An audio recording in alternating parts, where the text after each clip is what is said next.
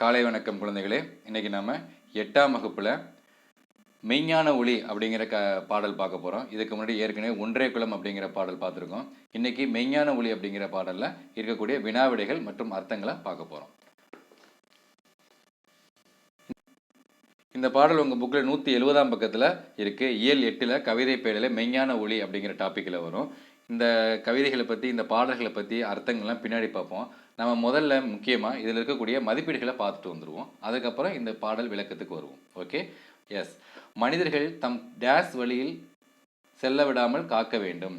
மனிதர்கள் தம் டேஸ் தீய வழியில் செல்ல விடாமல் காக்க வேண்டும். ஐந்திணைகளை, அறுசுவைகளை, நாட்டிசைகளை, ஐம்பொறிகளை. எது அப்படின்னா உனக்கே தெரியும், ஐம்பொறிகளை. அப்போ இதுதான் கரெக்ட் ஆன்சர். மனிதர்கள் தம் ஐம்பொறிகளை தீய வழியில் செல்ல விடாமல் காக்க வேண்டும். 2, ஞானியர் சிறந்த கருத்துக்களை மக்களிடம் பகர்ந்தனர், நுகர்ந்தனர், சிறந்தனர், துறந்தனர். ஞானியர் சிறந்த கருத்துக்களை மக்களிடம் பகர்ந்தனர். பகர்ந்தனர் தான் கரெக்ட் ஆன்சர். அடுத்து, ஆனந்த வெள்ளம் என்னும் சொல்லை பிரித்து எழுத கிடைப்பது. ஆனந்த வெள்ளம் என்ற சொல்லை பிரித்து எழுத என்ன கிடைக்கும் அப்படின்னா, உங்க பாருங்க, ஆனந்தம் பிளஸ் வெள்ளம், அதுதான் கிடைக்கும். இதுதான் கரெக்ட் ஆன்சர், ஆனந்தம் பிளஸ் வெள்ளம்.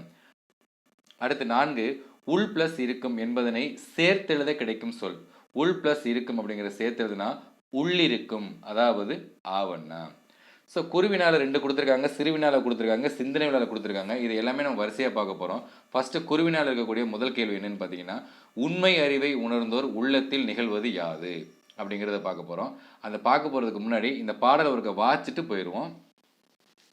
மாணவர்கள், இந்த பாடலை பாருங்க. கள்ள கருத்துக்களை கட்டோடு அறுத்தவருக்கு உள்ளிருக்கும் மெய்ஞான ஒளியே பராபரமே. காசை விரும்பி கலங்கி நின்று உன் பாத ஆசை விரும்பாது அலைந்தேன் பராபரமே. அறிவை அறிவோருக்கு ஆனந்த வெள்ளமதாய் கரையறவே பொங்கும் கடலே பராபரமே.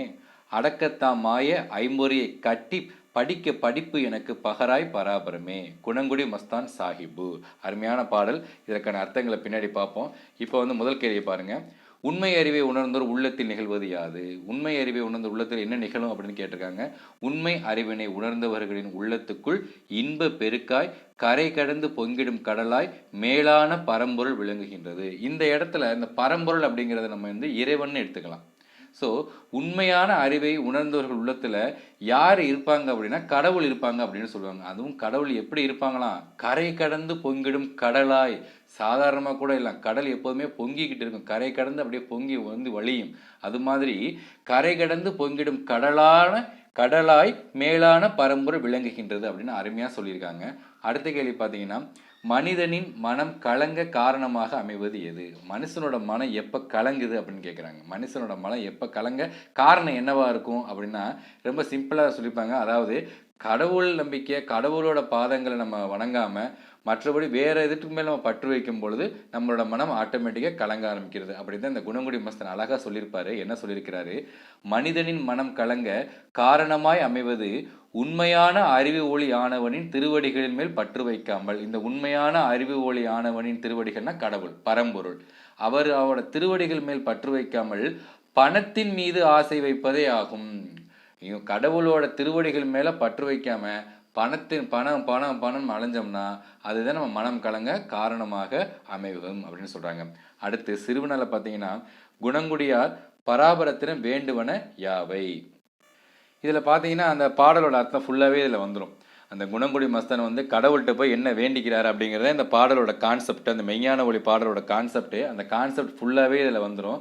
நான் உங்களுக்கு இதில் எழுதியிருக்கேன், இதை நீங்கள் நோட்டில் எழுதி படிச்சுக்கலாம். இதோட விளக்கம்னு நான் உங்களுக்கு புரிகிற மாதிரியே சொல்லிடுறேன். ஃபஸ்ட்டு பாருங்கள். தம் தீய எண்ணங்களை அடியோடு அழித்தவர்கள் மனத்துள்ளே எழுந்தருளி இருக்கும் மேலான பொருளே, உண்மையான அறிவு ஒளி ஆனவனே, உன் திருவடிகளின் மேல் பற்று வைக்காமல் பணத்தின் மீது ஆசை வைத்ததால் நான் மனம் கலங்கி அலைகின்றேன் அப்படிங்கிறாரு. அதாவது ஒருத்தரோட நம்ம தீய எண்ணங்களை நம்ம மனசுக்குள்ளே இருந்து அடியோடு அழிச்சிட்டோம்னா, நம்மளோட மனசுக்குள்ளே இருக்கக்கூடிய அந்த தீய எண்ணங்களை அடியோடு அழிச்சிட்டோம்னா அந்த மனசுக்குள்ளே யார் வந்துருவாங்களாம்? கடவுள் வந்துருவாரா. அதான் சொல்கிறாங்க. நம் தீய எண்ணங்களை அடியோடு அழித்தவர்கள் மனத்துள்ளே எழுந்தருளி இருக்கும் மேலான பொருளே, உண்மையான அறிவு ஒளி ஆனவனே. அறிவு ஒளி கூட கிடையாது, எப்படி மெய்ஞான ஒளி, அதான் உண்மையான அறிவு ஒளி. அந்த பாடத்தோட டைட்டில் வருது பாருங்க, மெய்ஞானம், உண்மையான அறிவு ஒளி ஆனவனே, உன் திருவடிகளின் மேல் பற்று வைக்காமல் பணத்தின் மீது ஆசை வைத்ததால் நான் மனம் கலங்கி அலைகின்றேன். உன்னோட பாதங்களில் பற்று வைக்காம நான் பணத்தின் மீது வைத்ததால நான் மனம் கலங்கி அலைகின்றேன். அடுத்து என்ன சொல்றாரு பாருங்க. நீ உண்மை அறிவினை உணர்ந்தவர்களின் உள்ளத்துக்குள் இன்ப பெருக்காய் கரை கடந்து பொங்கிடும் கடலாய் விளங்குகின்றாய். இந்த மாதிரி உண்மையான அறிவினை உணர்ந்தவங்க, அதாவது கடவுளோட திருவடி தான் உலகத்திலே சூப்பர், மற்றதெல்லாம் வேஸ்ட் அப்படின்னு உணர்ந்தவங்க, தம் உள்ளத்துக்குள்ள இருக்கக்கூடிய எல்லா விதமான தீய எண்ணங்களையும் அழித்தவர்களோட உள்ளத்துக்குள்ள நீ எப்படி விளங்குகிறாய்? இன்ப பெருக்காய் கரை கடந்து பொங்கிடும் கடலை பார்த்துருக்கீங்களா? அப்படியே பொங்கி வந்து எப்பவுமே அலைகள் வந்து அடிச்சுக்கிட்டு கரையில் வந்து சந்தோஷமா வந்து அடிச்சுக்கிட்டு இருக்கும். அது மாதிரி கடவுள் வந்து அந்த இன்ப பெருக்காய் கரை கடந்து பொங்கிடும் கடலாய் விளங்குகின்றாய் அப்படிங்கிறார். அடுத்து பாரு, மேலான பொருளே கடவுளே, ஐம்பொறிகளை அடக்கி ஆள்வது மிகவும் அரிய செயலாகும். அப்பொறிகளின் இயல்பை உணர்ந்து நல்வழிப்படுத்தும் அறிவினை எனக்கு தந்து அருள் செய்வாயாக. இந்த பாடலோட மெயின் டாபிக்கே இதுதான். அந்த குணங்குடி மஸ்தான் கடவுள்கிட்ட என்ன வேண்டாரு? கடவுளே, இந்த ஐம்பொறிகளை அடக்கி ஆள்றது என்னால் உலகத்தில் யாராலே முடியாத காரியமாக இருக்கு. அந்த ஐம்பொறிகளை அடக்கி ஆண்டாதான் எல்லா விதமான நன்மைகளும் ஒரு மனிதனுக்கு கிடைக்கும். அந்த ஐம்பொறிகளை எப்படி அடக்கி ஆள்றதுன்னு எனக்கு சொல்லிக் கொடு, நான் அது மாதிரி நடக்கணும் அப்படின்னு அவர் கடவுள்கிட்ட வேண்டார். அதுதான் இங்கே சொல்றாங்க அழகா, மேலான பொருளே ஐம்பொறிகளை அடக்கி ஆள்வது மிகவும் அரிய செயலாகும். ஐம்பொறிகளின் இயல்பை உணர்ந்து நல்வழிப்படுத்தும் அறிவினை எனக்கு தந்து அருள் செய்வாயாக. சார், இந்த ஐம்பொறினா என்ன, அதை எப்படி அடக்கி ஆள்றது அப்படிங்கிறத அடுத்த கேள்வியில் நான் விளக்கமாக சொல்கிறேன். ஸோ இப்போதைக்கு இந்த கேள்விக்கு குணங்குடியார் பராபத்திடம் வேண்டுவன யாவை அப்படின்னு கேட்டால் நீங்கள் இந்த டாப்பிக்கை மட்டும் இதை மட்டும் நீங்கள் என்ன பண்ணிக்கலாம், எழுதி படிச்சுக்கலாம். அடுத்து உங்களுக்கு சிந்தனை வினால் என்ன கேட்டிருக்காங்கன்னா, ஐம்பொறிகளை கொண்டு நாம் செய்ய வேண்டிய நற்செயல்கள் யாவை? ஐம்பொறிகளை கொண்டு நாம் என்னென்ன நற்செயல்கள் செய்யணும்? சார், முதல்ல இந்த ஐம்பொறினா என்ன அப்படின்னு கேட்கலாம். ஐம்பொறினா என்ன சார்? முதல்ல இந்த ஐம்பொறிங்கிறீங்களே, இந்த ஐம்பொறினா என்ன? ஐம்பொறினா ஒன்றும் கிடையாது. நம்மளோட ஐம்புலன்கள், கண், காது, மூக்கு, நாக்கு, தோல், இதுதான் ஐம்புலன்கள். இதை அடக்கி ஆளணும். இது எப்படி அடக்கி ஆள்றது அப்படின்னா, இது ஒரு பெரிய 1 மணி நேரம் உபதேசம் மாதிரி போகும். ஆனால் நீங்கள் 7ஆம் வகுப்பு தான் படிக்கிறீங்க. அதனால ரொம்ப அவங்க சிம்பிளாக சொல்கிறது என்ன, நம்ம கண்ணை எப்படி அடக்கி ஆள்றது? நல்லதை மட்டும்தான் பார்க்கணும், கெட்டதை பார்க்கக்கூடாது. காதை வச்சு என்ன பண்ணிக்கலாம்? நல்ல விஷயங்களை மட்டும்தான் காது கொடுத்து கேட்கணும், கெட்ட விஷயங்களை காது கொடுத்து கேட்கக்கூடாது. சார், இந்த மூக்கை வச்சு என்ன சார் பண்ணுறது? மூக்கை வச்சு என்ன பண்ணலாம் அப்படின்னா, உங்களுக்கு நிறைய சொல்லலாம். உங்களுக்கு 7ஆம் வகுப்புல சொல்லலாம், மூக்கை வந்து நமக்கு சுவாசத்துக்கு பயன்படுது. நல்ல விதமான சுவாச பயிற்சிகள் செஞ்சு நம்ம உடம்பு நல்லா ஆரோக்கியமாக வச்சுக்கணும். அடுத்து நாக்கு, கெட்டதை பேசவே கூடாது, அடுத்தவங்களை பற்றி பேசவே கூடாது. இந்த இடத்துல தோல் அப்படிங்கிறது நம்ம என்ன சொல்லலாம்னா, உனக்கு 7ஆம் வகுப்பு ஈஸியாக சொல்லணும்னா, நம்ம தோல் உடம்போட வலிமையை வச்சு அடுத்தவங்களை நம்ம மிரட்டக்கூடாது, எளியவர்களை மிரட்டக்கூடாது. அப்படிங்கிறத வச்சு தான் நம்ம இந்த டாப்பிக்கில் நான் உங்களுக்கு டிஸ்கஸ் பண்ணியிருக்கேன். ஸோ ஐம்பொறிகளை கொண்டு நம்ம செய்ய வேண்டிய நற்செயல்கள் யாவை அப்படின்னு கேட்கறதுக்கு ஃபர்ஸ்ட் நான் சொல்கிறேன் பாருங்க. காணும் காட்சிகளின் உண்மை பொருளினை நாம் உணர்ந்து கொள்ள வேண்டும். நல்லவற்றையே காண வேண்டும், தீயவற்றை ஒருபோதும் கண்களால் காணக்கூடாது. இது எதுக்கு ஆச்சு? கண்ணுக்கு ஆச்சு. அடுத்து காதுக்கு வர்றேன். நல்லவர்களின் பேச்சை எப்பொழுதும் கேட்க வேண்டும். ஆசிரியர் கூறும் கருத்துக்களை கவனத்தை சிதறவிடாது கேட்டு புரிந்து கொள்ளுதல் வேண்டும். இது கொஞ்சம் கஷ்டம்தான். ஆசிரியர் கூறுறத கொஞ்சம் காது கொடுத்து கேட்டாலே நீ இந்த வயசுல உனக்கு போதும், ஐம்பொருள்களை நீ சிறப்பாக கையாளலாம். அடுத்து மூக்கு. ஐம்பொறிகளில் ஒன்றான மூக்கின் மூலம் சுவாச பயிற்சிகள் செய்து உடல்நலத்தை பேணுதல் வேண்டும். இன்னைக்கு உடம்பு ஆரோக்கியமாக இருக்கணும்னா சுவாசம், யோகாசன சுவாச பயிற்சி ரொம்ப முக்கியம். அதை வந்து மூக்கு மூலமாக, ஐம்பொறிகளில் ஒன்றான மூக்கின் மூலமாக நீ செய்யணும். அடுத்து நாவின்.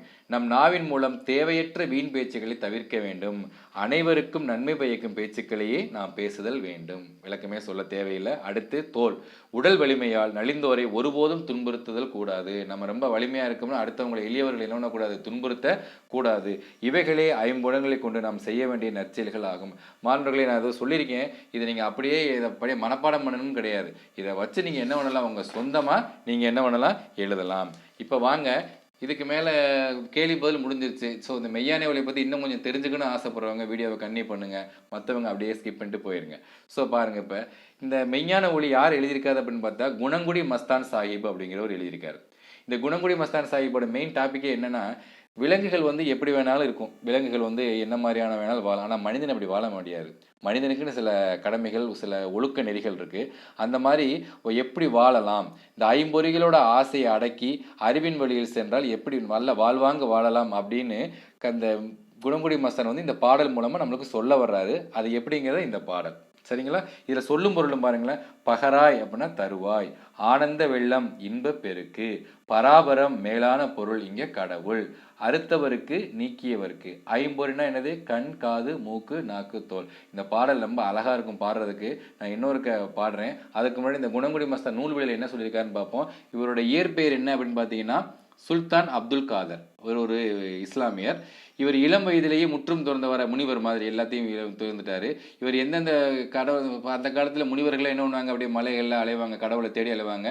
இவர் அந்த மாதிரி சதுரகிரி, புறாமலை, நாகமலை முதலிய மலைப்பகுதிகளில் தவமியற்றி ஞானம் பெற்றார் அப்படின்னு சொல்கிறாங்க. ஸோ இந்த பார்த்தீங்கன்னா பாடலின் பொருள் இங்கே இருக்குது. பாடலின் பொருளுக்கு முன்னாடி நம்ம ஃபஸ்ட்டு இன்னொருக்கு அந்த பாடலை லாஸ்ட்டாக பாடிட்டு இதை முடிச்சுக்கலாம். கள்ள கருத்துக்களை கட்டோடு அறுத்தவருக்கு உள்ளிருக்கும் மெஞ்ஞான ஒளியே பராபரமே, காசை விரும்பி கலங்கி நின்று உன் பாத ஆசை விரும்பாது அலைந்தேன் பராபரமே, அறிவை அறிவோருக்கு ஆனந்த வெள்ளமதாய் கரையறவே பொங்கும் கடலே பராபரமே, அடக்கத்தாம் மாய ஐம்பொறியை கட்டி படிக்க படிப்பு எனக்கு பகராய் பராபரமே. அதான் நான் சொன்னது, இவ்வளோ நேரம் சொன்னதோட பொருள் இதுதான் இருக்குது. தீய எண்ணங்களை நம்ம உடம்புல மனசுக்குள்ளேருந்து நம்ம ஒழிச்சிட்டோம்னா கடவுள் நம்ம ஒளியை உள்ளே வந்துடுவார். கடவுளோட திருவடி மேலே யார் ஒருத்தையும் பற்று வைக்காமல பணத்தின் மீது பற்று வச்சு அலைஞ்சிடனா அவன் மனம் கலங்கித்தான் அலையணும், இந்த குணங்குடி மஸ்தான் மாதிரி. அதனால என்ன சொல்கிறாரு? ஐயா எனக்கு இதெல்லாம் வேண்டாம், நீ உண்மை அறிவினை உணர்ந்த உள்ளத்துக்குள்ள இன்ப பெருக்காய் கரைகிடந்து பொங்கிடும் கடலாய் விளங்குகிறாய். அதனால ஐம்பொறிகளை அடக்கி ஆள்வது மிகவும் அரிய செயல். அந்த அரிய செயலை செய்யறதுக்கு எனக்கு அறிவை தந்து எனக்கு உதவி செய்யணும் அப்படின்னு கடவுள்கிட்ட அவர் என்ன பண்ணுறாரு? வேண்டுறாரு. அப்படிங்கிறதோட இந்த பாடல் முடியுது. ஸோ நம்ம இந்த பாடல் உங்களுக்கு, இந்த பகுதி உங்களுக்கு இப்போ ஓரளவுக்கு இந்த மதிப்பீடுகள், இந்த பாடலோட பொருள் இதெல்லாம் உங்களுக்கு தெரிஞ்சிருக்கும் அப்படின்னு நினைக்கிறேன். இந்த வீடியோ உங்களுக்கு பிடிச்சிருந்ததுன்னா லைக் பண்ணுங்கள், உங்கள் ஃப்ரெண்ட்ஸுக்கு ஷேர் பண்ணுங்கள், மறக்காமல் நம்ம சேனலை சப்ஸ்கிரைப் பண்ணுங்கள். அடுத்த ஒரு வீடியோவில் உங்களை சந்திக்கிறேன். அதுவரை உங்களை விடைபெறுகிறேன். நன்றி, வணக்கம்.